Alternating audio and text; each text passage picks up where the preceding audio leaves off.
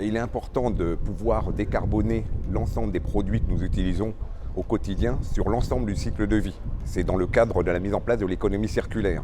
Donc bien entendu, il faut décarboner lors de la phase d'usage des produits, mais bien penser aussi à la décarbonation des matières lors de la fabrication. Donc il est important de pouvoir développer, valider des matériaux qui soient recyclés et qui soient biosourcés pour diminuer les émissions de carbone lors de la fabrication. Alors, le besoin, il vient bien entendu dans la phase d'utilisation des produits, d'avoir des matériaux qui soient les plus légers possibles et donc qui permettent aux véhicules d'émettre et de consommer le moins possible d'énergie. Et donc les matériaux biosourcés concourent à cet allègement parce qu'ils ont des densités inférieures et ils permettent donc de réduire ces émissions de CO2.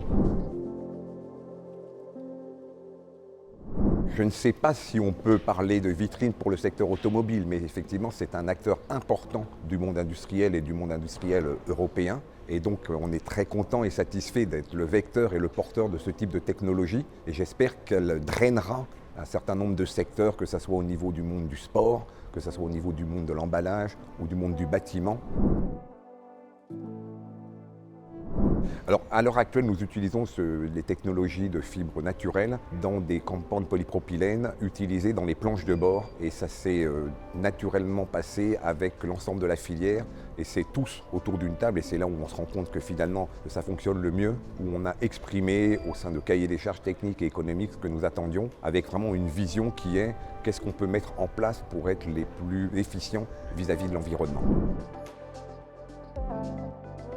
Oui, obligatoirement, que ce soit le secteur automobile ou les ex-secteurs, on se mobilise puisqu'on se rend compte que de par les situations, on va dire, économiques et géopolitiques actuelles, il est important de relocaliser d'une part les compétences et aussi l'approvisionnement des matières avec toujours cette vision qui est d'être le plus neutre vis-à-vis de l'environnement.